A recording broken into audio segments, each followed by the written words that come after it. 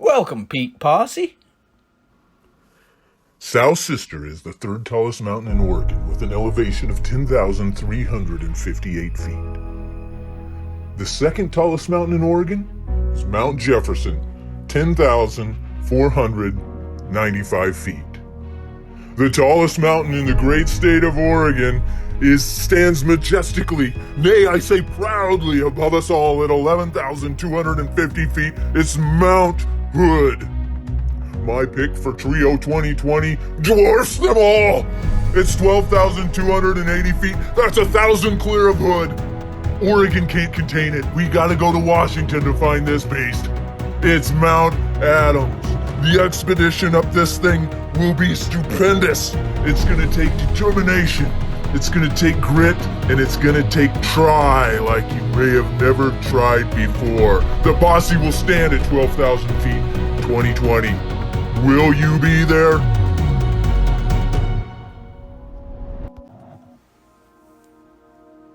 It's about a 4-hour drive, roughly 170 miles to get to Mount Adams. We're gonna start off at good old Redmond, Oregon, make our way to the Mount Hood National Forest. Hood River's next, scooch up into Washington. How you doing, Mount Adams? Along the way, we're going to stop at the Trout Lake Ranger Station and buy us a climbing pass for $15. We'll also make sure that we got that Northwest Forest Pass so we can park legally on Mount Adams. Now let me tell you, friend, this is going to be quite the expedition. It's 11.2 miles round trip, and we're going to gain 6,736 feet of elevation. We are going to be climbing a mountain. Here's another look at it. We're going to start out about 4,400 feet, the timberline 6,700 feet. This is when the climb starts now, and we're going to be up at 9,300 feet, and that's where we're going to find camp for the night at a place called Lunch Counter.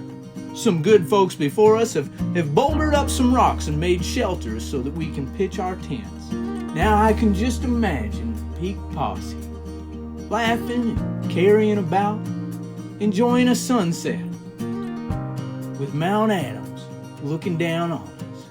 Woo-wee.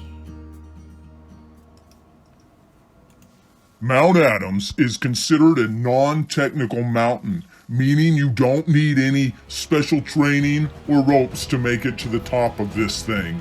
But let me tell you, this is going to be tough.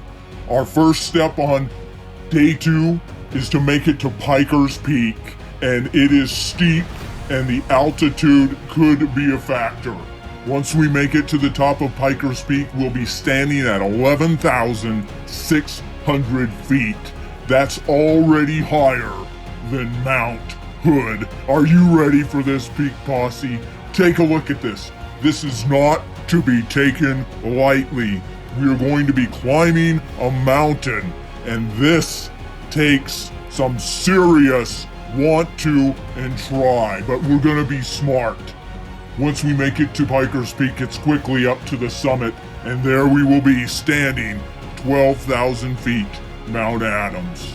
We'll be able to see Hood, Rainier, St. Helens, and more. I cannot wait to be up there on that mountain with you. Now let me tell you about the way down, posse. By mid-July, there's glissade chutes, and we are going to be able to shoot down Mount Adams. What takes us hours, we will be able to fly down in minutes. Now let me say one word of caution. If you're going to glissade, you must bring an ice axe for a break. Otherwise, walk down the mountain. Besides an ice axe, the only other pieces of equipment that are special will be crampons or micro spikes for climbing the mountain on steep, snowy areas.